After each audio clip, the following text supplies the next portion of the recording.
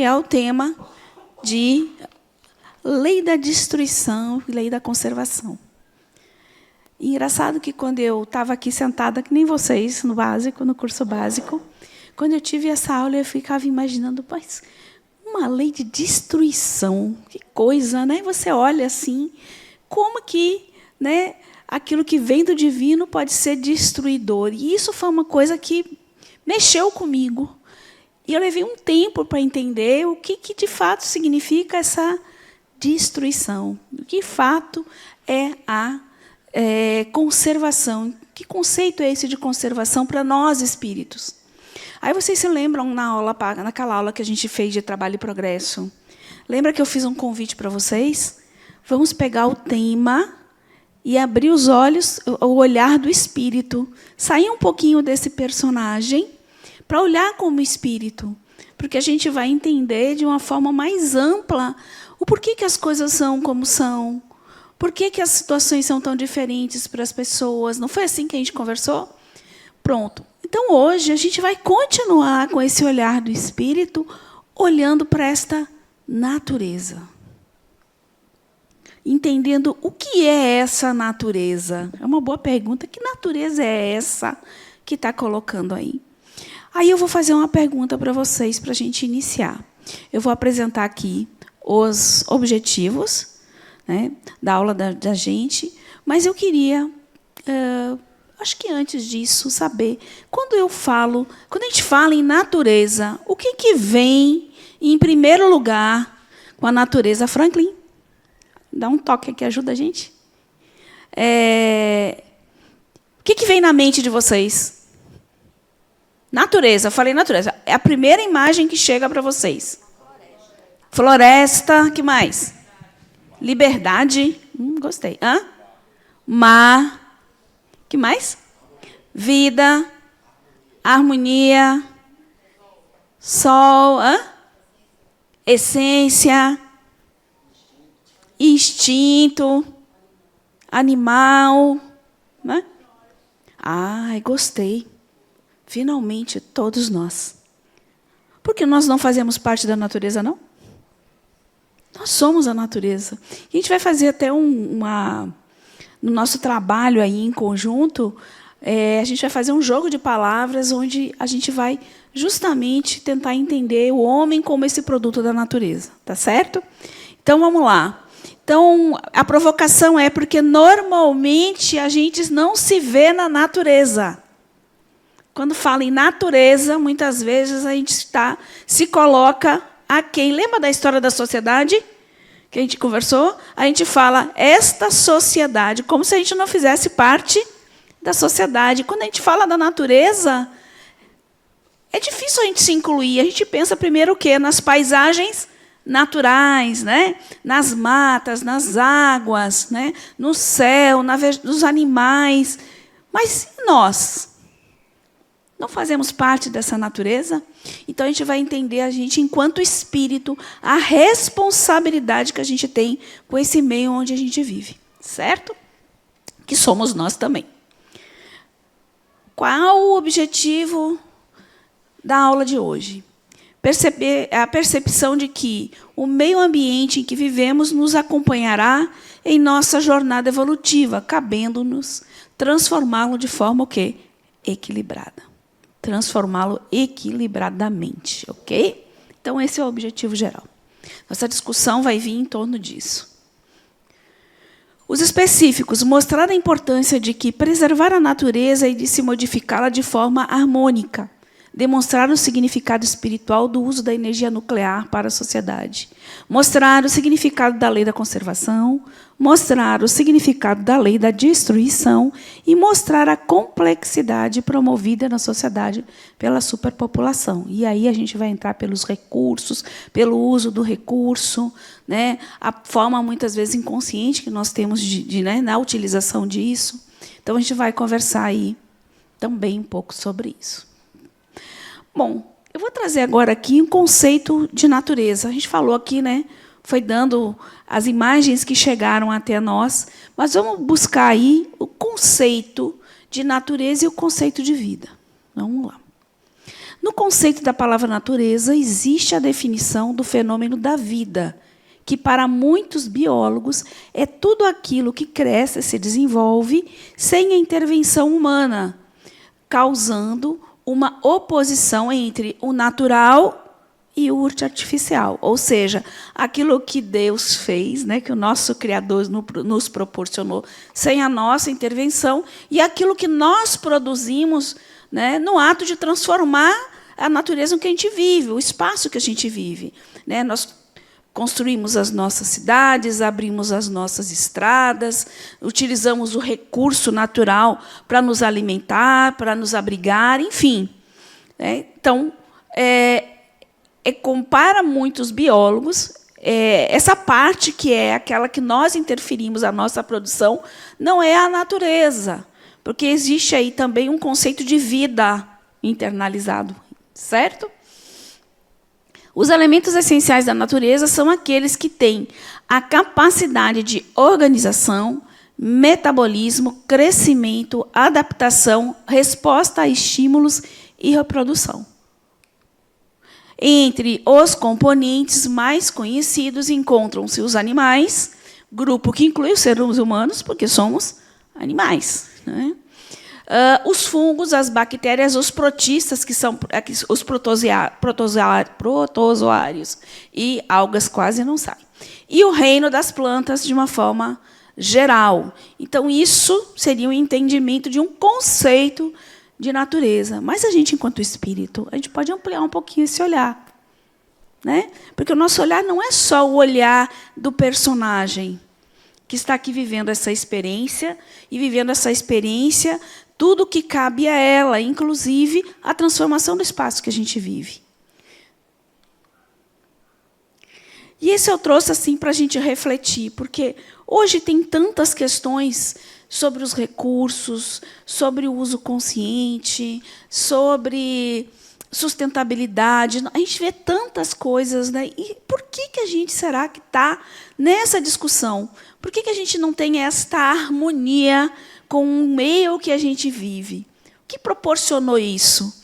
E aí eu trouxe algumas questões assim para a gente refletir. Né? Não estou dizendo que são exatamente todas elas, né? Podem ter uma gama de situações que levam a gente a se relacionar com a natureza de uma forma mais predatória, né, do que, na realidade, de uma comunhão com aquele meio que eu vivo. Então, vou trazendo algumas assim para a gente refletir. Em nossa cultura ocidental, eu só posso falar pela ocidental porque é onde eu vivo, né? O conceito de natureza é forjado e sustentado tendo como base a produção capitalista, concebendo o homem como um ser externo da natureza. Interessante isso, né? Tanto que a gente foi falando várias coisinhas e a uma pessoa, um espírito ali, uma alminha, chegou e disse assim, nós. Lembrou que nós. Porque, na maioria das vezes, a gente não lembra. Mesmo que a biologia nos ensine que somos seres biológicos, ou seja, seres naturais, ainda visualizamos a natureza como algo externo a nós. E olha o bacana disso, pensado por quê? Talvez essa forma de ver a natureza tenha sido construída para justificar a melhor exploração e dominação de seus recursos. E eu achei muito reflexivo quando eu estava pesquisando, porque, de fato, né, existem, às vezes, tantos interesses por trás de algumas atitudes, ações, e, às vezes, também a gente meio que perdeu, muitos de nós, né, eu me incluo também, um senso crítico sobre as coisas. Será que tudo que está chegando, de fato, é isso? Né?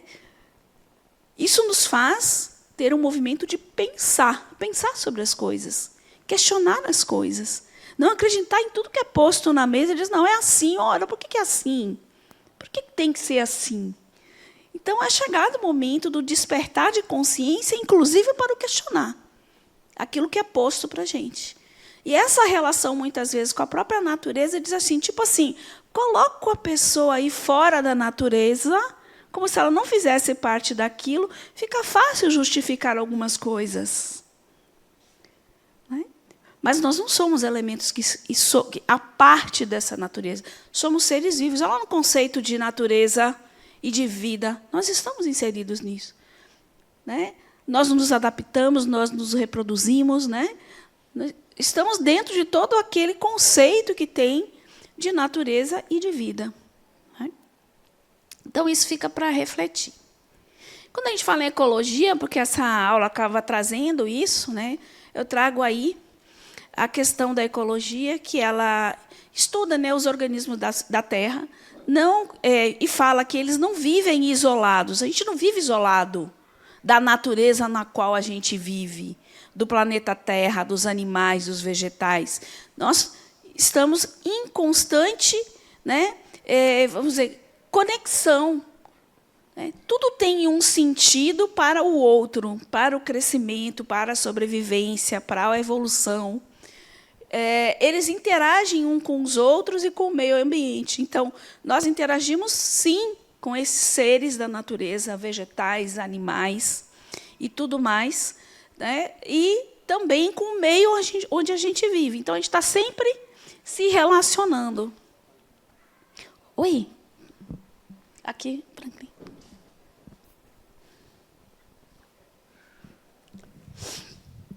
Na verdade, é só para complementar um pouquinho. Pode.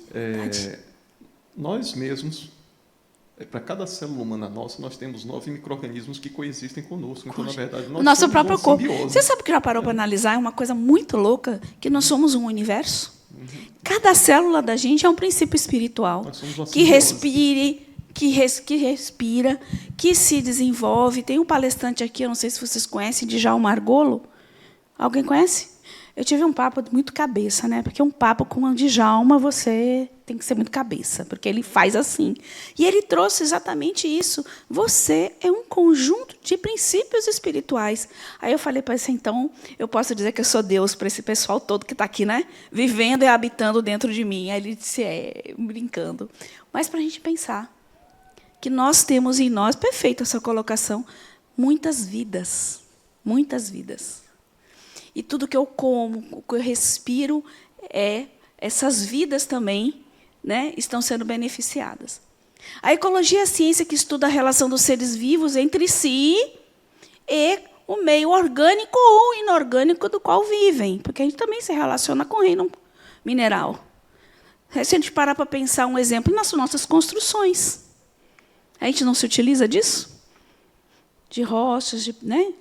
Outra, a gente usa carvão, a gente se utiliza de cristais. Então, tantos elementos da natureza que a gente se utiliza também. Então, a gente entender aí o que é ecologia. Aí eu trago, quando a gente fala que tudo está conectado, tudo tem um sentido. Eu trouxe o exemplo aí das abelhinhas. Um bichinho tão pequenininho, né? Tão minúsculo. E eu fazendo uma pesquisa, uma pesquisadora que está justamente pesquisando a extinção, né, a possibilidade da extinção das abelhas na natureza, por vários motivos, agrotóxicos e tantas outras coisas. Né? E ela traz isso. Por que o desaparecimento das abelhas seria uma catástrofe? Uma catástrofe. Quer dizer, que se umas abelhinhas, né, vai ser uma catástrofe para o ser humano, aí ela vai justificando. Presta um importante serviço ao ecossistema. Como que ela faz isso? Vocês sabem? Polinizando. E aí, olha só, polinizam a maior parte das plantas que existem. Uma abelhinha. Aumentam cerca de 20% das colheitas e, consequentemente, dos alimentos que ingerimos. Significa que, se elas se extinguirem, a gente vai ter menos 25% de alimento disponível numa população que continua crescendo.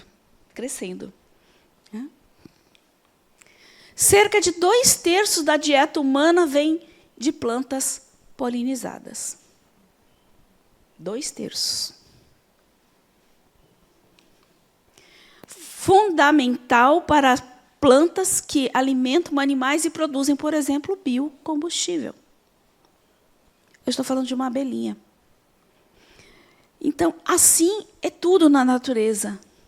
Os rios, as matas, os animais, de uma forma, os vegetais de uma forma geral. Nós estamos intimamente ligados a outros, somos, sim, interdependentes. Tudo tem um propósito, tudo tem um porquê, tudo está correto, no lugar certo. Então, cabe a nós, espíritos, entender essa harmonia e entrarmos nesse fluxo harmônico que é a natureza. Certo? Bom, o que a gente vai fazer hoje? Isso é um tema que cada um de nós tem alguma coisa que mexe aqui dentro. Porque falar da natureza mexe com a gente. Por quê? Por que mexe com a gente? Porque realmente mexe com a gente, porque nós somos a natureza. Então, qual é a proposta de hoje? Cada um de vocês aí tem uma folhinha, caneta, um em cada grupo, começando aqui. 1, 2. Certo? E vocês, quem já ouviu falar em mapa mental? Levanta a mão aí, quem sabe o que é um mapa mental. Uma vez em todos os grupos tem? Tem, né? Todo mundo sabe o que é mapa mental. Eu ainda brinco, mapa mental é um nome bonitinho que deram com o antigo esquema que a gente fazia na escola, né? Botava uma palavra que é um tema central e ficava puxando seta, chave, né? E destrinchando o conteúdo, escrevendo, anotando. Não era assim que a gente fazia? Então, agora a gente faz um mapa mental. Qual é a diferença do mapa mental? É porque ele é mais artístico, mais livre. Aí você brinca com cores, com colagem, você puxa setas, ok? Então, a gente vai fazer isso. Eu vou botar um exemplozinho aí no grupo de um mapa mental, certo? Cada um de vocês recebeu uma folhinha. Por exemplo, o grupo 1 vai receber o homem como produto da natureza. E vai receber uma folhinha com palavras, um jogo de palavras. A ideia, colar no centro da folha a imagem que está aí, o papel com a imagem, e ali dizendo, né, o homem como produto da natureza, o homem como senhor da natureza, tem vários. Né? E vão pegar essas palavras, vão recortar essas palavras, vão colar e vão fazer a ligação entre elas. E um comentário que vocês acharem interessante sobre aquela palavra. Então, vamos fazer o link. Como vai fazer? Tem ordem? Não tem. Vocês vão colar e vão, no sentimento, fazendo e criando isso e discutindo sobre o tema de cada um. Agora, interessante é fazer a conexão entre o tema central e as palavras e entre as palavras, ok? Ficou claro o que é para fazer? Alguém tem dúvida? Está perdido? Peraí que a gente já te encontra, rapidinho. Então, pode começar. É ler a frase, as palavras, e aí a linha de raciocínio. Pronto.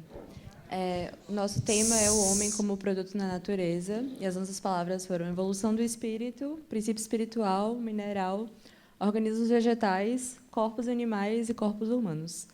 E aí a gente fez essa linha, né, que começa tudo pelo princípio espiritual, e ele é o princípio de tudo, então ele está interligado em todos os outros nomes e sistemas. Mas, na sua ordem evolutiva, do princípio espiritual, somos todos poeira das estrelas, porque viemos desse movimento, né, do Big Bang e afins, então estamos nessa cadeia mineral. E, desse movimento, a gente vem para os organismos vegetais, no qual, sem oxigênio, não há vida, e nos entendemos como também seres participantes disso, de estar integrado nesse organismo como um todo.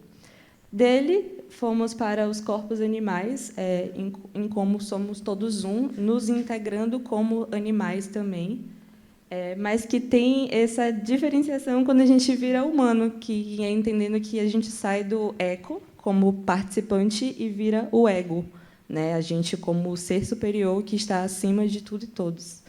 E aí a gente fez esse trocadilho de Lucy ao ChatGPT, que hoje tem essa tendência a estar cada vez mais, né, a gente distante da natureza, inserido na tecnologia, e, enfim. Aí é isso. Você, hein? Legal, né? E aí eles trouxeram brilhantemente para a gente parar para analisar do porquê que nós somos um produto da natureza. né? Nós passamos por todas essas situações, né? Então, quando a gente para e pensa aqui, né? Vamos pegar aqui o nosso processo evolutivo. Não fomos criados como princípios espirituais. Deus cria o princípio espiritual e um princípio inteligente que vai estagiando aí nos reinos, né? O primeiro reino, o mais primitivo, que seria o mineral, onde ele vai se apropriar dessa matéria, vai se apropriar do que é possível aprender nessa coesão, nessa atração do reino mineral. Depois nós vamos evoluindo a poder estagiar, né? Estar ali vivendo uma experiência no reino vegetal. E lá a gente já aprende outras coisas, a gente integra essa matéria mais maleável, né?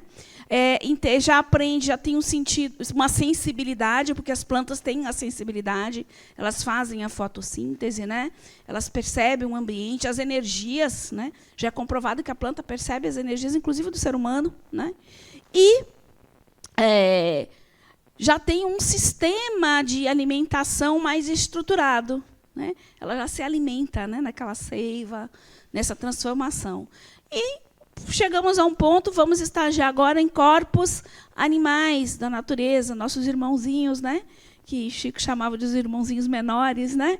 Aí tem os cães e tantos outros, e aí a gente vai ter um leque de possibilidades, desde daqueles animais num senso muito mais coletivo, até os animais que já começam a ter uma certa individualidade.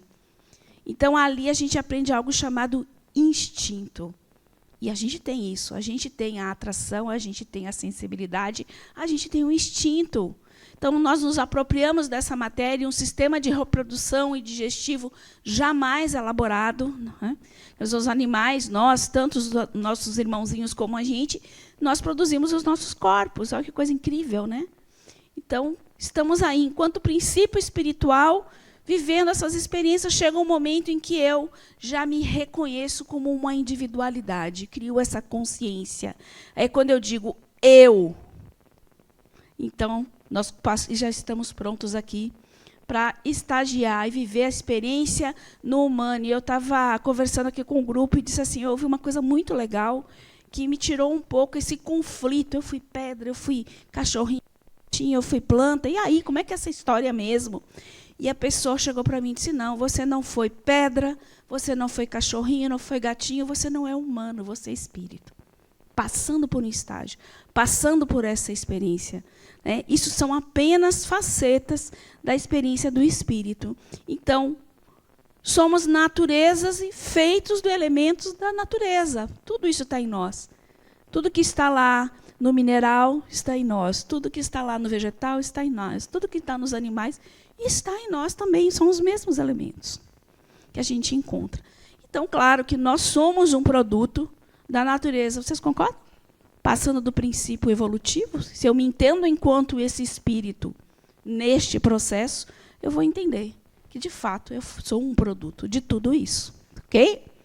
Grupo 2. Grupo 2, eu acho que é vocês, né? Hã? Ai, que...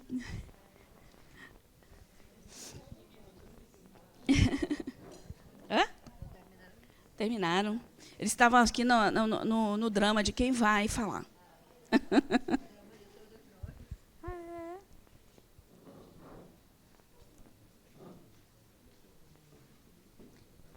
Aí, lembre de falar das palavrinhas, tá? Importante. Chega mais para cá, gente. Fica todo mundo num cantinho. A Tchel nem consegue tirar a foto direito. Eu tinha uma irmã que diz que quem gosta de canto é barata. Ela diz isso. A gente não precisa vergonha, não. 17ª aula.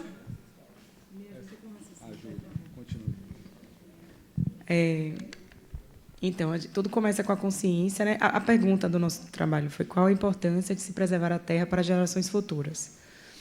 Então, tudo começa com a consciência do papel do espírito para a conservação da Terra. E a Só fala as palavrinhas. Consciência. Quer que fale todos? Cadê? E depois você faz o link. Tá. Qual a importância de se preservar a Terra para gerações futuras? as palavras são consciência, preservação, ambiente interno, ambiente externo, reencarnação, herdeiros, jornada evolutiva, continuidade, natureza, atitudes e consequências. Então, a gente discutiu um pouco sobre o tema e chegamos à conclusão que tudo começa com a consciência do papel do espírito para a conservação da Terra. E essa consciência ela está interligada com a preservação, com a noção de preservação. Uma vez começando com a consciência, nós entendemos, enquanto grupo, que tudo começa no ambiente interno. Então, o ambiente interno significa a noção que nós temos de valores, de ética, e as nossas mudanças de atitudes em cada detalhe.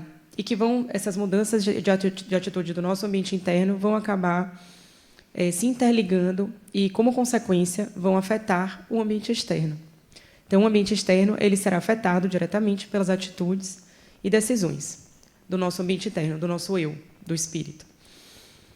Sendo assim, será possível, através dessa preservação, que os nossos... desculpe, depois de ambiente externo, a gente falou de atitude, aqui a atitude ficou aqui embaixo, perdidinha, mas a atitude já foi dito, tá?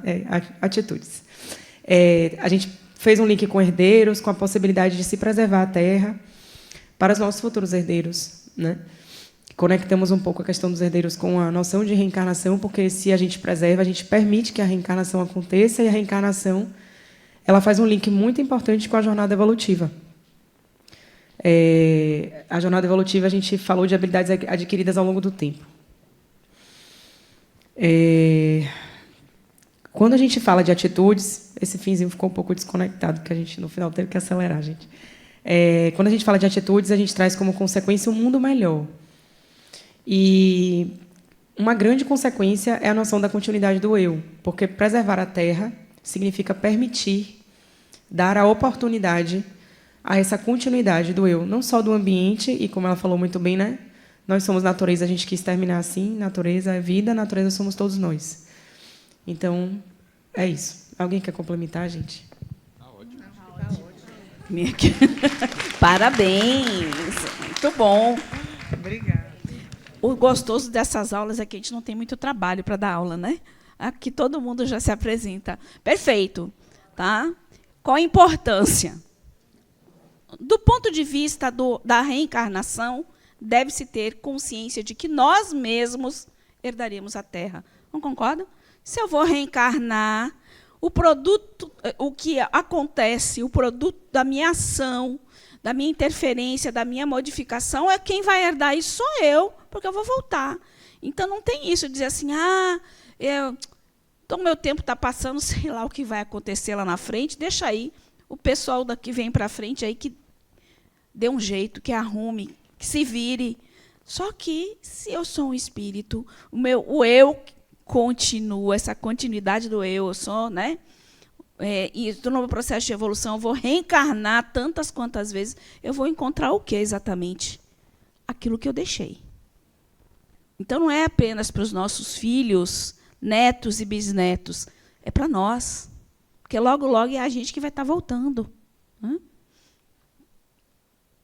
O meio ambiente em que vivemos nos acompanhará em nossa jornada evolutiva, cabendo-nos transformá-lo equilibradamente. A natureza é um ambiente no qual o espírito exerce o aprendizado necessário à sua evolução. Preservar esse ambiente é fundamental ao progresso e à continuidade das gerações futuras. Lembrando que nós somos uma geração futura. O ser humano não deve ser apenas cuidar do ambiente externo, mas também da outra metade do ambiente, que é o interno. Porque eu só posso promover aquilo que eu sou, aquilo que eu penso, como eu me comporto, né, vai influenciar diretamente o quê? No meio externo. Porque eu estou transformando a partir daquilo que eu sou. Então, se eu quero boas coisas, né, que eu quero tomar boas atitudes, eu quero um mundo melhor, eu preciso me tornar um ser melhor, porque senão não tem jeito. A gente vai continuar remando aí, né, cometendo as mesmas falhas. Então, esse ambiente interno é importante, essa natureza humana. esse ser humano que somos nós. Ter essa consciência, deixar essa questão egóica, né? Essa coisa de olhar muitas vezes para o umbigo, né? Achando que nós não vamos ser atingidos pelas nossas próprias atitudes. Somos, sim. E a natureza mostra isso todo o tempo para a gente. O tempo inteiro. É só olhar o recado que a natureza está dando para a gente. É muito simples. Somos herdeiros de nós mesmos. Eu acho que isso é a coisa mais importante para a gente internalizar. Eu sou herdeiro de mim mesmo. Tudo que eu vou experienciar, tudo que eu vou vivenciar, a cada encarnação minha, a cada reencarnação, a cada nova oportunidade, é herança do que eu mesmo construí para mim, e inclusive o meio onde eu vivo. A relação com as pessoas, a relação comigo mesmo, o meu olhar para o mundo. Eu vou herdar exatamente isso, porque eu vou continuar. Não é porque eu desencarnei que eu virei um anjinho ou virei um demoninho. Eu vou continuar sendo eu. E aí? Quando eu voltar, o que eu quero encontrar? Eu acho que essa é a grande pergunta. Se eu sou herdeiro de mim mesmo, o que eu quero encontrar? O que eu quero ser? O que eu quero transformar em mim? A gente aí vai entrar depois em outro tema aí, que é bem interessante. O homem como senhor da natureza. Grupo 3.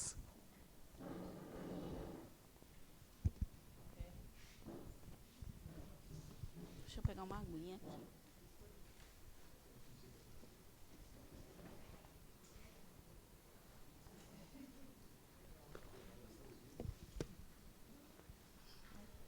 Deixa eu sair.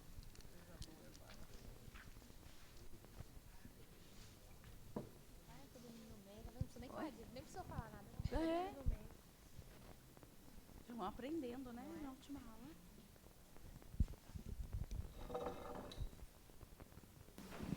Boa noite. Então, o homem como senhor da natureza traz a ideia de superioridade, né, da espécie humana em relação aos demais elementos da natureza. Então, daí nós colocamos aqui os seres vivos, todos os seres vivos, independente da classificação, mas todos os seres vivos. E, a partir daí, colocamos a inteligência, porque relacionamos ao homem, que foi o ser vivo dotado dessa capacidade de pensar e, a partir daí, transformar, fazer mudanças tanto positivas como negativas, com responsabilidade ou não, né? Nós estamos aí no meio de uma COP30 se discutindo as questões ambientais e a gente vê como os povos originários tratam o meio ambiente diferente de como nós estamos acostumados, que fomos criados através da Revolução Industrial, do consumismo, né? Do imediato, de ter as coisas produzidas e com mais facilidade, mas lembrando que tudo isso sai da natureza, dos elementos naturais. Nós precisamos das rochas, precisamos da água. Vimos agora recentemente, né, com a inteligência artificial, que a quantidade de água que é utilizada é absurdamente grande, né? É um volume absurdo. Para você fazer uma pesquisa na IA, você tem um gasto absurdo energético. Vimos também que é importante essa transformação, ela vir com preservação, equilíbrio e manutenção. E aí, realmente, o poeta Gilberto Gil, quando ele diz a raça humana é uma semana do trabalho de Deus. Então, eu linko a questão da espiritualidade com esses povos indígenas, com essa frase dessa música tão importante, que se a gente for depois parar para analisar, a gente vai ver o que é que ela diz, e como que nós estamos nos perdendo dentro desse processo de interação com a natureza, com as árvores, com as energias que são emanadas pela natureza para a gente, para a nossa sobrevivência. E como a Tânia falou, a gente não é um espectador, a gente só tem, eu volto a dizer, a gente só tem essa casa, que é o planeta Terra. Então, a gente acredita que, se essas mudanças elas forem extremamente ecologicamente corretas e pensadas, quem sai lucrando somos nós, né? A natureza fica aí, preservada, é a gente usufruindo dessa natureza de uma maneira bastante privilegiada, pode-se dizer, em relação aos outros seres, mas a gente não precisa destruir. Não é necessário destruir para poder a gente poder utilizar, né, do que temos aí. Alguém quer falar mais alguma coisa? Não. Nossa, parabéns! E quando a gente pensa que parece até uma prepotência dizer Senhor da natureza, mas nós somos dotados realmente de uma inteligência que nos permite alterar a natureza drasticamente, de uma forma muito eficiente, inclusive. Né? Nós temos isso nas nossas construções, né? Nos nossos alimentos, nas nossas plantações, nas nossas criações, né? De animais para o nosso alimento. Então, nós modificamos, sim, muito a natureza. E, por nós sermos os senhores da natureza, isso traz para a gente algo muito importante, que é a responsabilidade dessa intervenção. A responsabilidade. Porque é possível ter equilíbrio, sim. Depois a gente vai ver no slide aí eu trago uma colocação que está lá no Evangelho, inclusive. Né? Vamos lá, vamos seguir. Parabéns, viu, grupo? Cabe ao ser humano, pelo seu grau de inteligência em relação aos seres vivos, transformar harmonicamente a natureza, buscando seu equilíbrio e sua manutenção. Ele é o senhor da natureza, pois é o único que pode alterá-la radicalmente. Né? Pode destruí-la ou salvá-la. Né? Então, cabe a nós isso. A nossa inteligência nos permite isso. É quando o egoísmo e os interesses deixarem de ser tão latentes ainda, né, no ser humano, essas coisas podem melhorar bastante. Né? Melhoram muito.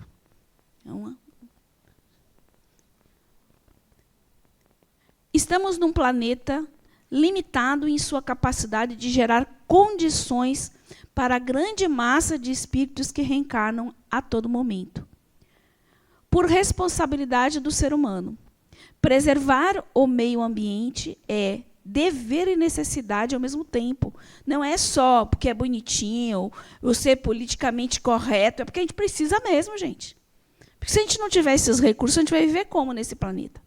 Minha mãe, ela sempre fala uma coisa, sempre diz assim, o homem está destruindo a natureza. E eu virei para ela, mãe, o homem não vai conseguir destruir a natureza, mas a natureza destrói o homem. A gente consegue ir contra a força da natureza? Não, a natureza vai se adaptar. Vai sobrar quem vai sobrar é a gente. Então, é uma necessidade também nossa de sobrevivência, entrar em harmonia nesse fluxo aí, né, de tudo que a natureza nos oferece de uma forma consciente, de uma forma coerente. Preservar, encarnados e desencarnados, estamos todos sujeitos a viver na natureza, cabendo-nos preservá-la a todo custo. Ou seja, estou encarnado aqui vivendo, né, nessa experiência, aqui na crosta da Terra, num planeta absolutamente lindo, maravilhoso. Porque alguém duvida que esse planeta é lindo? Né? Eu acho que, se a gente fala tanto de paraíso, as paisagens daqui do nosso planeta é um verdadeiro paraíso, se você olhar. A questão não é o planeta, é como a gente está se relacionando com ele. Porque ele é lindo. As nossas matas, as nossas águas, olhar para um céu azul desse, um sol que brilha, é um grande presente. Eu digo que é um presente do nosso Criador, que ele deu tudo isso para a gente, tudo isso de presente para a gente. Então, olha a nossa responsabilidade, né? Quando a gente fala em ecologia e sustentabilidade, né, cada vez mais, e a colega até citou, né, os protocolos hoje de análise da responsabilidade de nós, que a nossa produção seja sustentável, né, que a gente preserve nossos próprios recursos, né, vem implicado nas questões ambientais dimensões de, agora que interessante, cultura, natureza, economia e política. Portanto, trata-se de uma construção social. A natureza indo além da paisagem natural. A gente tem aí um contexto social, porque nós somos a natureza, uma sociedade inserida nessa natureza. E aí, a nossa produção, o uso dos nossos recursos, os interesses, o lucro, né? Como isso Como nós estamos trabalhando com isso? Nosso ambiente sendo o resultado das relações dos seus seres com o seu entorno em todas as dimensões do viver. E isso em tudo que a gente faz. A interação homem e natureza, a paisagem natural foi gradualmente tornando-se social e cultural. E a gente observa muito que essa intervenção no meio em que a gente vive está diretamente ligado a isso. Porque existem formas diferentes de se relacionar, dependendo da cultura que você está inserido, de acordo do seu processo já evolutivo. Ou vamos concordar que existem sociedades em que a relação das pessoas com a natureza é muito diferente. Não é né? Ela até citou os povos originários. Né? Olha a ligação que eles tinham com a natureza, total simbiose. Eles se alimentavam, né? Se abrigavam, em harmonia, sem um pingo de tecnologia, mas eles conseguiam, a natureza fornecia tudo o que eles precisavam. Durante muito tempo, o homem foi um nômade.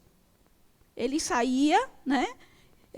Tinha um recurso, se alimentava, saía e voltava. Não que a gente vai voltar a ser nômade, né, gente? Porque a gente está evoluindo. E é muito bom nós termos as coisas. É muito bom a gente trabalhar, ter o nosso dinheiro, poder ter a nossa casa, poder ter o nosso carro, vestir, poder fazer a nossa viagem. Não existe nada de errado com isso. Nada. Faz parte do nosso processo, inclusive, lidar com todas essas coisas. Ter, não ter, ser, não ser, isso faz parte. Em algum momento a gente vai estar aí. Mas de que forma a gente está fazendo isso? É sempre isso que me vem perguntando. É legal? É legal. Mas como é que eu estou me relacionando com isso? Qual é a minha consciência ecológica? Qual é a minha consciência enquanto ser humano em relação à natureza do outro?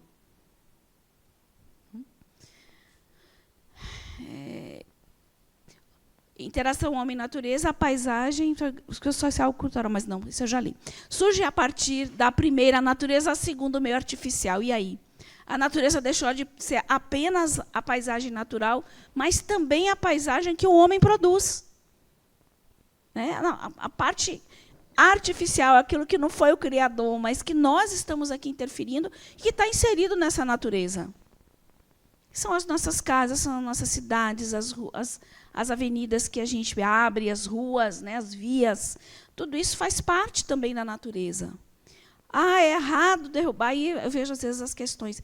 Gente, a população está aumentando, a gente precisa, sim, né, aumentar as cidades, né, ampliar. Né, mas a questão é, de que forma que a gente está fazendo isso? A gente chega, às vezes, num local, detona tudo. Constrói 100%, desconsidera aquela natureza, que muitas vezes é o equilíbrio daquele lugar. E aí você desequilibra e tem enchente, aí você desequilibra, tem seca. Eu lembro de um professor meu, quando eu estava fazendo faculdade, era um professor de paisagismo. E ele fez uma observação que eu achei muito legal. Você, às vezes, está escolhendo um lugar que você gostaria de morar. Aí você chega lá num determinado espaço e diz, poxa, que coisa linda, que natureza maravilhosa. É tudo loteado. Aí você vai construir sua casa. A primeira coisa que você faz é derrubar tudo aquilo que você achou bonito. Preste atenção. Detona o terreno, deixa liso. Aí faz a construção e constrói um jardim com plantas que são totalmente fora, às vezes, do contexto daquela natureza. Eu achei muito interessante. Ele falou, não, preserva um pezinho de planta natural, que era tão bonito daquele local, que fazia diferença, que tornava aquilo mais bonito. Então, essa relação nossa, às vezes, é que é um desequilíbrio. Não é? E o que vem a ser essa sustentabilidade? É justamente esse conjunto de ideias e propostas, ações, práticas e cuidados com o meio ambiente, com as diversas culturas e também com o desenvolvimento social justo e coletivo. Então, a sustentabilidade não está só pensar na plantinha, na floresta, na água, mas pensar no homem. Está ali. A sociedade é pensar no coletivo. Então, que equilíbrio é esse que a gente precisa ter? Que eu acho que a grande dificuldade que a gente tem é isso aqui. É equilibrar o interesse econômico com o social e o ambiental. E a própria economia, né, ela precisa se debruçar sobre isso, porque uma coisa depende da outra. Não estão separadas. A economia não está separada do social, não está separada do ambiente. É importante levar em consideração a relação natureza-sociedade e o resultado desta produção conjunta. Porque está tudo aí, como eu falei, bem juntinho, bem ligado. E o que ocorre muito, né, e o que promove muitas vezes esse desequilíbrio, é essa disputa por recurso que está cada vez mais escasso. Escasso por quê? Porque é fruto de um consumo inconsciente, de baixa eficiência e de muito desperdício. Isso vai virando um ciclo. E aí eu me lembro muito, por exemplo, eu sou de uma geração que não teve consciência ecológica. Quem é que teve aqui, por exemplo, na escola, um chamado desse de consciência ecológica? Eu vejo muita geração nova agora, né? A galerinha nova está dando show, né? Chamando a atenção, né, dos adultos em relação ao desperdício de água, de luz. Por quê? Porque já existe um movimento de conscientização nas escolas, por exemplo. Eu era daquela geração que ia para baixo do chuveiro. Quem morou no sul aí? Quem já morou no sul do país aí? Você sabe o que significa tomar um banho no inverno rachando de 2 graus? Primeiro você faz um ensaio com a toalha de 2 horas para chegar no banheiro, tomando coragem para tirar a roupa para tomar banho. Aí você liga o chuveiro, que demora para ficar quentinho, para você entrar no banho. E, finalmente, quando você entra no banho quente, você leva um choque, porque você está tão gelado, e depois você não quer sair daquela coisa quentinha, e a água fica lá, né? E a água fica lá no banheiro, e ficava.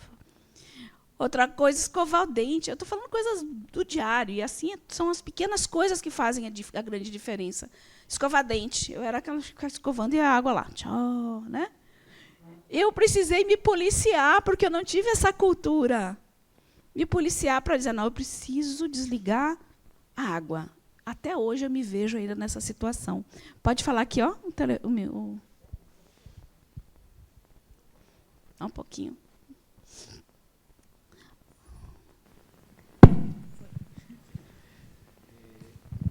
Tânia. Oi. Tudo bem? Tudo bem? Boa noite. Boa noite. Quando você fez esse comentário, o que é que eu observo, o que é que eu venho reparando? A realidade de um país como o Brasil. Mas e esses países europeus, nórdicos, com alto índice de IDH, de desenvolvimento, eles já não cumprem esse papel de preservação de uma educação em prol da conservação da natureza, dos recursos humanos que são finitos, já percebem isso.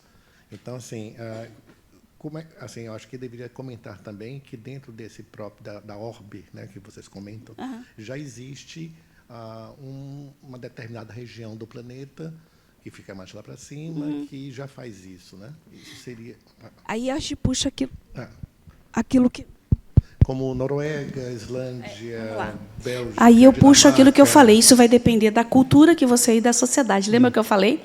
Que já existem locais onde essa relação com a natureza é diferente, sem sombra de dúvida. Agora, isso também... existem países extremamente desenvolvidos e que... Por exemplo, eu estive na China. Um desenvolvimento... Xangai, essas grandes cidades. Eu não estou falando do interior, né, que pobreza existe em qualquer lugar. O nível de poluição é absurdo, gente. Tem horas que o céu está nebuloso. Porque é o grande pátio industrial do mundo. Então, eles têm, sim, uma consciência, têm mais o interesse econômico, as grandes indústrias, eles têm um nível de poluição altíssimo. Agora, você tem países que você vai, por exemplo, eu fui para a Suécia. Mas a Suécia não tem um papelzinho no chão. É a consciência do povo. Eu fiquei impressionada, né? As pessoas são mais frias. O que é ser frio? O que adianta ser caloroso e não respeitar o limite do outro? Qual é a vantagem nisso? Então, existe muita sociedade, sim. Por isso que eu falei que, dependendo da cultura, dependendo de nível de consciência, são muito diferentes. Né? Agora, nesse ponto, aí, olhando pelo lado espiritual, essa encarnação, esse desencarnado que reencarnou, bote aqui que reencarnou, então eles foram para esses locais já de uma forma já direcionada, isso? Lembre que... E aí, o nós aqui, nossa realidade? Tem isso. Lembra que a gente reencarna e tem um contexto vibracional sobre isso e aquilo que a gente precisa aprender? A gente está aqui também para aprender. Significa que existem muitas coisas que a gente ainda não integrou também.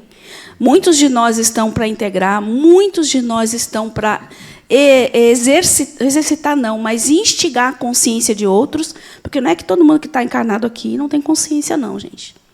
Nós temos espíritos de todas as formas, de todos os níveis, né? E aqueles que estão um pouquinho mais estão aqui para ajudar essa consciência da natureza, a consciência de ser um ser humano melhor. A gente tem isso também aqui, né? Mas no meu entender, Tânia, essas pessoas que já nascem em lugares assim, vibracionalmente, elas já estão mais propensas a estar convivendo nesse lugar, porque eles já têm padrão para aquilo ali. Já tem padrão. Certo? Não vou dizer que são melhores, não. Apenas com consciências um pouco mais melhores, com mais consciência, para viver naquela sociedade, naquele estilo, já integraram determinados conceitos, né? Não estou dizendo que todo mundo é perfeito, não, tá? Da mesma forma que tem muita gente boa aqui, tem muita gente também que não está tão ainda lá também. Não é que todo mundo é perfeito, não. Mas o que eu vi e pude visitar alguns lugares é incrível como é diferente essa relação na própria sociedade, né? Um com o outro, com a natureza. Pode falar. Só complementando também, esses espíritos são missionários, né? São missionários, eles vêm com missão para começar esse esclarecimento, né? Tá para mostrar porque é possível, né? Eles são distribuídos, né? Isso já é de livros. Eles vêm com uma missão de despertar isso. E a própria sociedade, quando ela chega nesse nível, eu acho que é uma forma de dizer, olha, é possível. Está vendo? É possível porque isso existe. Existe em algum lugar, né? Então, vamos continuando aqui. Isso se aplica para alimento, água, acesso à energia, matéria-prima, para o desenvolvimento tecnológico e etc. Né? Então, essa questão dessa forma ainda de um consumo, muitas vezes inconsciente, e está em todas essas áreas, né? Em todas as áreas, todos os recursos, tipos de recursos. Grupo 4.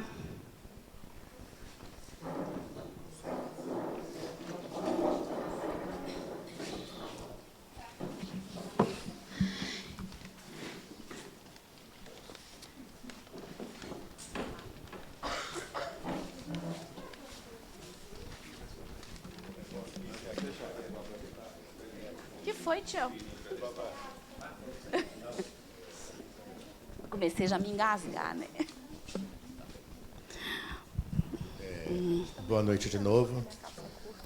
Esse é o grupo 4, a conservação do meio ambiente. Eu gostaria de uma salva de palmas para o meu grupo, pode ser? Pode. Meu Deus, ele quer flashes, olha os flashes. E rapidamente meu grupo vai se apresentar. Simone, Ricardo, Marcos, Tamires, Alanda, Nara, Mercedes. Faltou uma. Adriana? Faltou. Adriana. E você se apresente também. E Marco Antônio, né? Você. Ah, tá. Então tá. E é a conservação do meio ambiente. Bote pertinho. Eu acredito, Tânia, que assim, como espíritos, a gente já traz isso de outra dimensão. Então, já há um cuidado, se estamos aqui, porque estamos nessa dimensão, porque teve a dimensão anterior, e nós já passamos para essa com essa consciência. Nada é por acaso. Então, é só essa pequena observação, e a Tamires vai continuar aqui. Tá bom. Ele passou, ele fez as grandes apresentações e caiu fora, tudo bem. Deixa a Tamires. Então, gente, boa noite. Vamos focar de... Obrigada.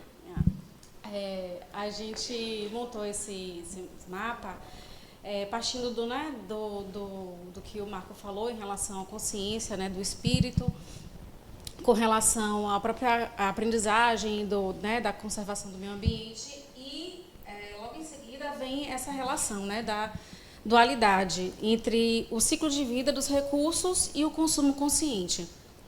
Então, a partir disso, dessa dualidade, a gente tem, né, o consumo como centro e as duas fases, né, consciente e inconsciente. O consumo consciente, como a professora já falou, né, tem a ver com um pensamento mais automático, né, irracional dos recursos, da utilização deles. Se a gente comprar um produto que tem a utilização de um refil, por exemplo, né, de forma aparentemente consciente, estamos tendo, né, uma atitude bacana com relação ao meio ambiente, porque está reduzindo o uso de embalagens plásticas. Mas e a utilização da embalagem daquele refil? O que a gente faz com ele, né? Com relação à reciclagem, né? Tudo isso é uma forma trabalhosa, né? Para a gente reciclar, tipo, tem que limpar o recipiente, tem que procurar locais que, infelizmente, ainda são escassos de postos de reciclagem. Então, isso requer trabalho de seleção, de seletividade. Então, às vezes, a gente acaba fazendo no nosso dia a dia, um consumo não consciente pela falta de prática, né? E o consumo consciente justamente está ligado a essas práticas de consciência para reciclagem e reutilização desses recursos, que reutilizar, reciclar e reduzir. E esses 3 R's está diretamente relacionado, né, ao prolongamento desses recursos, dos recursos naturais, e também com a utilização, né, de um novo recurso, na verdade, de um novo do mesmo recurso. Então, a gente reutiliza, a gente está reutilizando, né, ou seja, dando um novo destino para aquele produto, para aquele material, então está contribuindo também para o meio ambiente por conta disso. Então, basicamente, você vê que está tudo interligado, né? A gente precisa fazer essa interligação para poder conseguir preservar os nossos recursos naturais. Alguém do grupo tem mais alguma observação? Só complementar um pouquinho aqui que ela trouxe sobre o consumo, né, consciente, que requer aí, né, uma criatividade, uma autenticidade. Então, assim, a gente, pelo menos eu, no meu tempo de criança, via muito, né, os brinquedinhos ali, né, feito de madeiras. E hoje temos o quê? É tablet, é celular. Então, tem sido minado muito, né, essa criatividade aí. E o consumo inconsciente, a gente até colocou aqui, né, sobre a indisciplina, o egoísmo, a desinformação. E eu acho que parte também muito de algo que até já foi falado aqui, né, que é o ter para ser. Então, eu preciso ter um carro. Veio na minha mente assim, um exemplo, que é o morango do amor. Né? Então, assim, lançou o morango do amor, todo mundo quero comprar, quero experimentar, mas assim, eu preciso disso, né? Que vem aqui do uso racional, né? Então, assim, eu preciso disso, né? Para que isso me serve, né? Então, sim, essa consciência, mas é isso. Parabéns. Só um pedacinho. O lixo doméstico, principalmente. O lixo que começa em nossas casas. É fundamental isso. Né? É o início. Isso mesmo. Eu tenho até depois um comentário sobre isso, que foi muito legal, que foi um aluno que falou para mim, que eu achei interessante. Vamos tocar aqui. Aí vem os 3 R's aí, né? Às vezes a gente pega esse recurso e faz o quê com esse recurso, né? Eu posso reduzir tendo um uso racional. Então, às vezes, para que ter 1, 2, 3, 4? Né? Eu fico pensando assim, lança um celular. Daqui 6 meses lança uma outra versão, você fica louco querendo trocar o celular. Eu troco de carro todo ano. Eu troco, né? E eu fico me lembrando sempre, eu gosto de sempre citar meu pai e minha mãe, que são 2 figurinhas, né? Minha mãe é do tempo em que, segundo ela, né, não existia, a gente não tinha as coisas em prateleiras de supermercado. Você ia nos armazéns, tinha uns saquinhos lá de papel que você comprava a granel as quantidades, né, ia para casa. Era muito comum isso. Quando surgiu os supermercados, e aí começou a colocar tudo em embalagenzinha de saco plástico, diz que inicialmente eles botavam de papel mesmo, embalavam, né, com as porções e botavam ali. Aí surgiu os saquinhos plásticos. A minha mãe tinha uma prática, uma prática assim que até hoje ela preserva. Ela inicialmente também tinha aqueles leites, aquelas garrafas de leite, né, que vinham de vidro, virou saquinho. Minha mãe pegava os saquinhos de leite e todos os saquinhos de arroz, não sei o quê, lavava tudo e utilizava 1, 2, 3, até aquele saquinho rasgar, para ir para o lixo. E ela trouxe essa prática. Na época eu até entendia, porque a gente nem tinha saquinho plástico para comprar para embalagem, né? E ela fazia isso. Só que ela chegou agora no ápice. Ela, sabe as sacolas de supermercado? A vida inteira ela aproveita aquelas sacolas de supermercado. Então, ela chega do supermercado, tira as compras, lava todos os saquinhos, coloca tudo penduradinho no varal. Aí você chega em casa, aquele monte de saquinho, né? E ela utiliza aqueles saquinhos, 1, 2, 3, nas atividades. Quando rasga, que ela se desfaz dos saquinhos. E aí a gente começava a implicar com ela um tempo atrás. Mãe, pelo amor de Deus, por que ficar lavando o saco? Mãe, não sei o quê. E aí, quando eu começo a pensar com uma consciência maior, eu acho que ela está mais certa do que eu, que pega aquele monte de saquinho e joga, e despreza.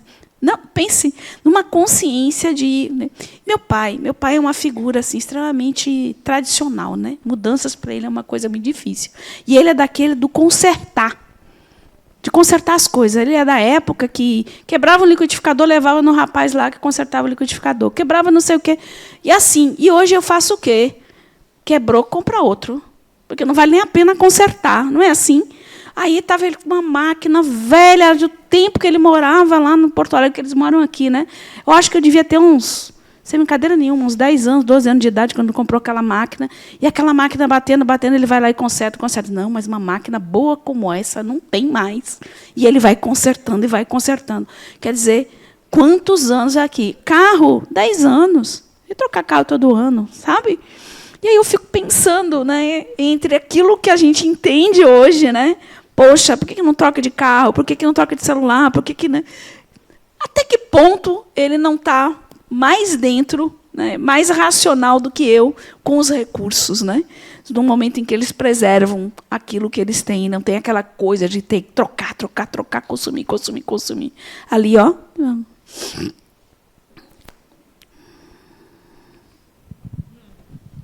Oi. Tânia.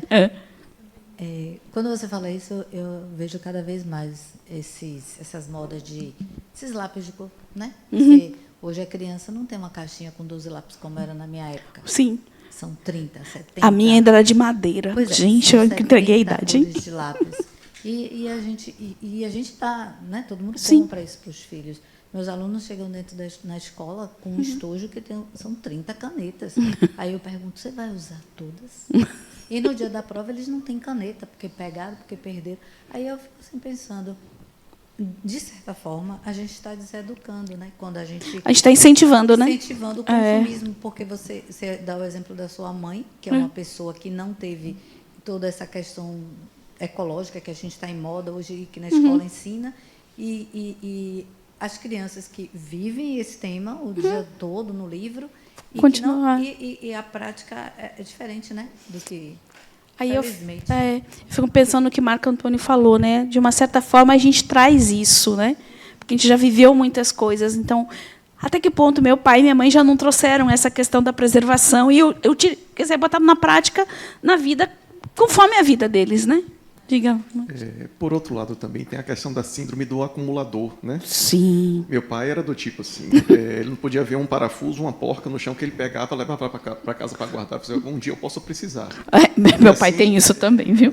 Ou seja, quem viveu muita escassez, entendeu? Acabou ficando incorporando assim. essa crença limitante de que, né, que pode faltar a qualquer momento.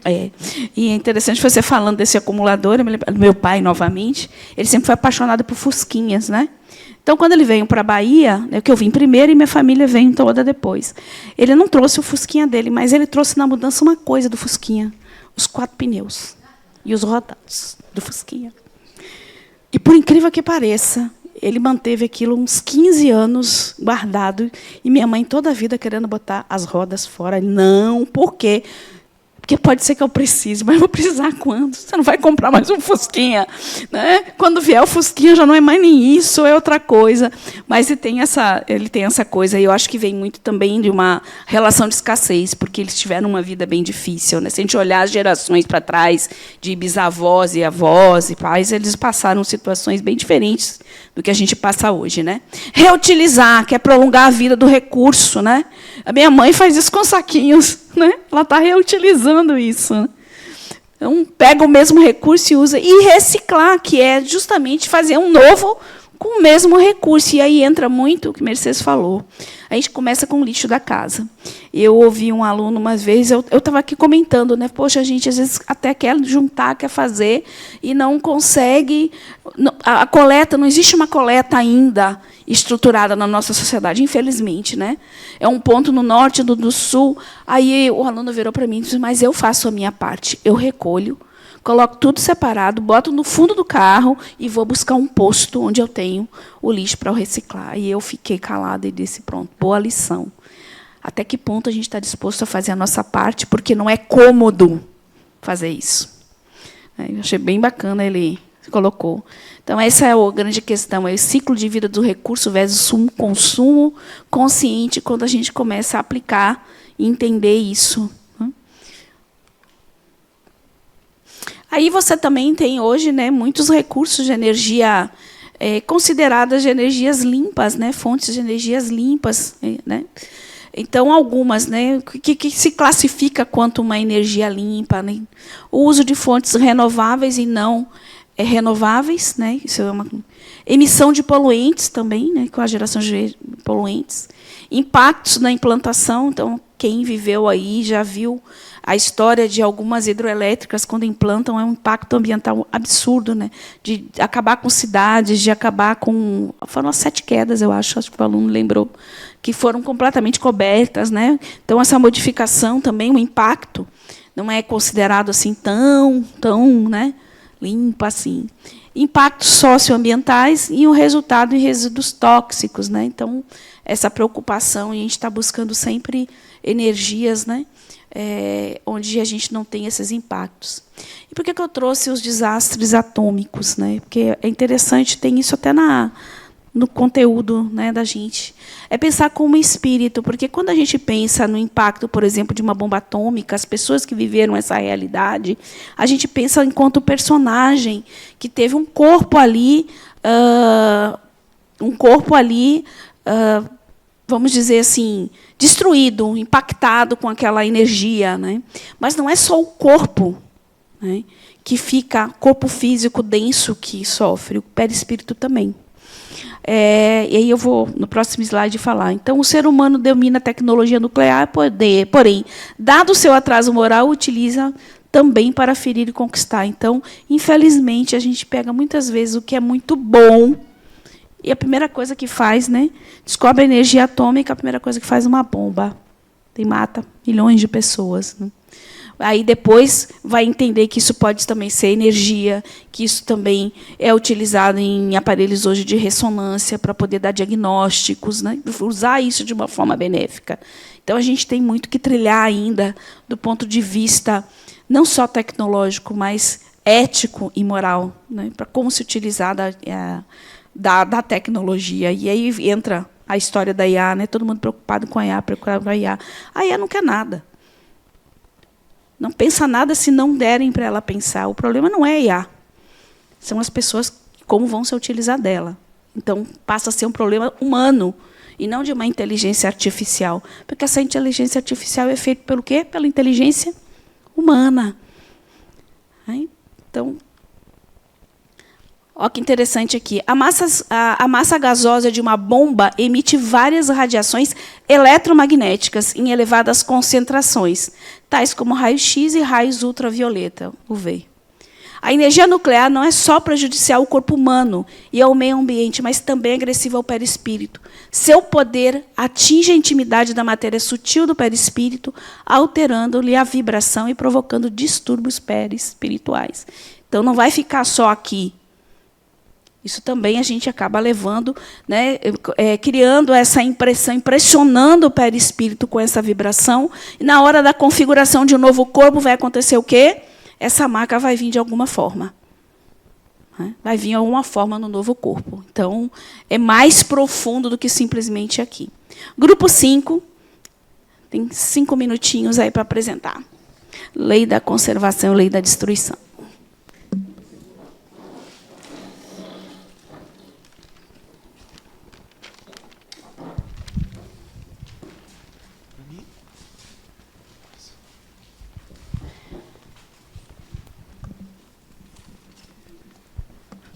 Rapaz, hoje eu vou ficar hidratada, viu? Gente, boa noite. Nós somos aqui o grupo 5, né, e o nosso tema ficou a lei da conservação e lei da destruição, que nada mais são do que leis naturais, certo? Que estão atrelados ao nosso processo evolutivo.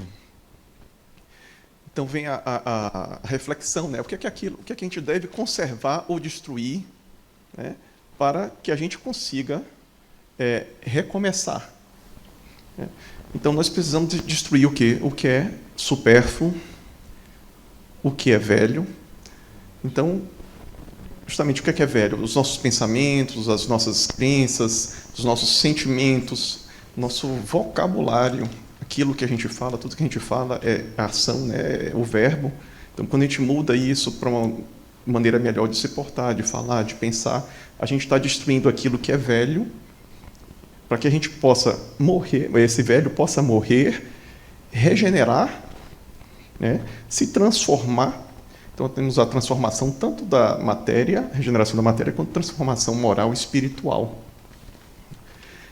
E essa regeneração vai dar lugar ao novo, né, onde a gente vai renascer no processo da vida. Então, o nosso processo de reencarnar, né, do ciclo da vida, né, de encarnar, reencarnar, aprender, transformar, né, e evoluir.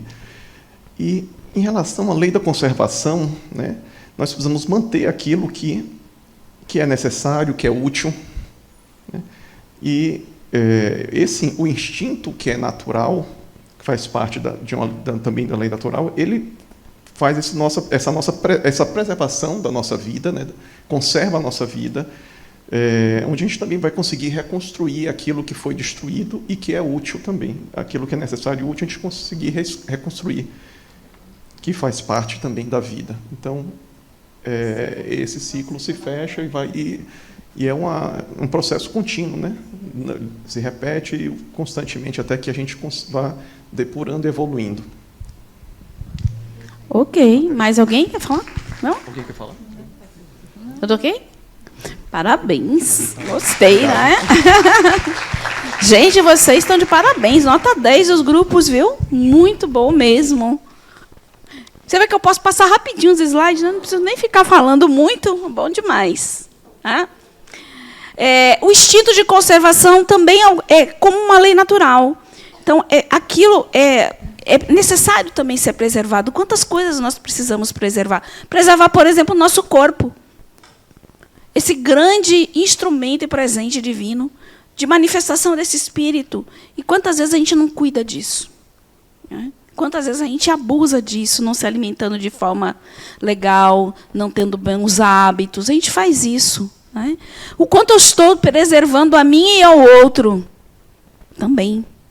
Então, como lei natural, é imprescindível, em função do aumento significativo da população mundial, conservar-se os recursos energéticos, assim como aperfeiçoar os meios de produzi-los. Né? E a tecnologia vem, inclusive, para isso, para ajudar isso.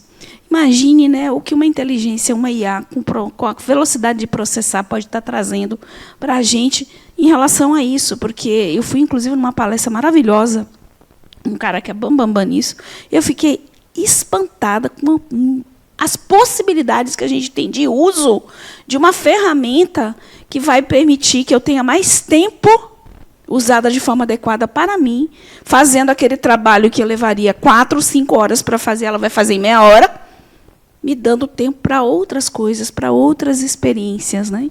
Então, é preciso, sim, a gente ter um olhar e se debruçar e não achar que tudo que vem é ruim, é prejudicial. Vamos ver, ter um olhar, quando que a gente pode se aproveitar. Eu me lembro que, quando estudando sobre a Revolução Industrial, todo mundo achou que ia acabar com a mão de obra, muito pelo contrário. Precisou mão de obra. Então, a gente precisa entrar nessa nova era, inclusive buscando se utilizar dela para ver de que forma a gente pode trabalhar melhor os nossos recursos, para ter eficiência, né? Na questão 703, Deus deu a necessidade de viver ao homem. Aliás, a vida é necessária ao aperfeiçoamento dos seres, e eles a sentem instintivamente, sem a perceberem. Então, a gente tem um instinto de preservação, a conservação, para que a gente fique aqui, viva aqui e passe por essa experiência também. A 704, Deus não poderia dar ao homem a necessidade de viver sem dar-lhe os meios. Por isso faz a terra produzir para fornecer o necessário a todos. Quer dizer assim, olha, eu não vou botar meus filhos aqui, eles não vão ter recurso para poder se alimentar, para poder fazer suas habitações. A natureza dá tudo. E aí eu me lembrei também, eu estava vendo de uma... Ela era uma chefe de comidas alternativas, e ela dizia assim, eu não entendo como existe fome no mundo, porque a natureza fornece aqui, e ela ia fazendo alimentos com vegetações completamente diferentes, né, do que a gente não faz parte da nossa dieta alimentar. A gente perdeu isso. A diversidade da nossa... Se a gente parar para pensar, a nossa dieta alimentar é bem restrita. É bem restrita. Eu digo assim, é franguinho lá congelado, a carninha que está lá, né, não sei o quê, pererê, os leguminhos que estão lá disponíveis para a gente. A nossa dieta ficou muito limitada. E ela trouxe pratos assim incríveis, com alimentos alternativos. Por isso faz a terra produzir para fornecer o necessário a todos os habitantes. Porém, só o necessário é útil, o supérfluo não o é jamais. Então, quantas vezes esse recurso está vindo porque a gente quer mais, mais, mais, e muitas vezes com coisas que são supérfluas mesmo. Então, o esgotamento dos recursos não é porque ele não tem, mas a forma com que a gente está utilizando, e muitas vezes não pelo necessário, mas pelo mais, o além desse necessário. Se ela não basta, a terra, a todas as necessidades, é que o homem emprega no supérfluo que poderia ser dado ao necessário. Sobre o limite do necessário, o sábio o conhece por intuição. Muitos o conhecem por experiências e às suas custas. Ou então, mas ele dizia assim, a gente entende, a gente tem isso internalizado, né? A gente conhece de alguma forma, mas se a gente não faz, não pratica, a gente vai sentir na pele. Resumindo, se não foi pela intuição, pela experiência, você vai sentir isso dessa forma. Grupo 5. A lei da destruição é, por assim dizer, o complemento do processo evolutivo. Isso vocês falaram muito bem, né? Visto ser preciso morrer para renascer. Para que eu continue meu processo evolutivo, esse personagem, um dia, quando não tiver mais nada a me dar, nenhum corpo para aguentar, eu vou precisar morrer para poder renascer, né? A lei da destruição, então, eu gosto muito disso. Em vez de falar de destruição, pensar em transformação. E essa transformação não é só do ponto de vista da matéria, não. É do ponto de vista do que foi dito, o que eu preciso transformar em mim. O que eu preciso matar em mim para que eu siga o meu processo evolutivo. A célebre anunciação de Lavoisier, na natureza nada se cria, nada se perde, tudo se transforma, ou seja, nada morre, nada acaba. E a gente vai discutir muito que um filósofo, quer dizer, Lavoisier, acho que se baseou muito de um filósofo muito antigo, chamado Parmênides de Eleia. Alguém já ouviu falar? Parmênides, ele usa esse conceito para provar que nada morre. É muito interessante. A gente vai ver isso lá no ciclo 4, juntinhos. Então, a destruição como transformação, porque velhas estruturas devem dar lugar a novas, para melhor atenderem às necessidades humanas. O aprimoramento tecnológico e humano faz parte da necessidade de destruição do velho e o surgimento do novo. Então, nada está errado, está tudo certo. A gente precisa apenas aprender a utilizar aquilo que chega de novo para a gente. Então, quais as nossas responsabilidades enquanto espíritos espíritas, né? Ainda quando acaba. Porque dizem que o espírita ele se mostra pelo exemplo. Então, o exemplo está nas pequenas coisas, nas pequenas atitudes que a gente pode ter na vida. Não esperar as grandes, né, movimentos. A defesa do ambiente, o equilíbrio, a manutenção e a sustentabilidade. Porque, lembrando lá do iniciozinho, a gente mesmo é que vai herdar aquilo que a gente está fazendo aqui agora. Para a gente finalizar com essa reflexão, há pelo menos 3 armadilhas embutidas no estilo de vida consumista. A primeira é de natureza de ético-moral. Ostentar a abundância onde há escassez. A segunda armadilha é de ordem ecológica. O que exatamente estamos levando para casa como consumidores? O sufixo ismo alude a desperdícios e excessos. A terceira armadilha é a ilusão de transferir para bens materiais o que é verdadeiro, porém inatingível, felicidade e paz. Isso é de Trigueiro, em Mundo Sustentável. Essas aqui são as referências, né, para montar os slides de hoje, esse bate-papo, essa conversa gostosa que foi com vocês. Quero agradecer imensamente vocês terem participado, trazido suas ideias. Foi muito agregador, de verdade, a gente aprende muito. Muito obrigada, certo? E é isso. Parabéns, parabéns. Pronto, quem vai dar os avisos aí?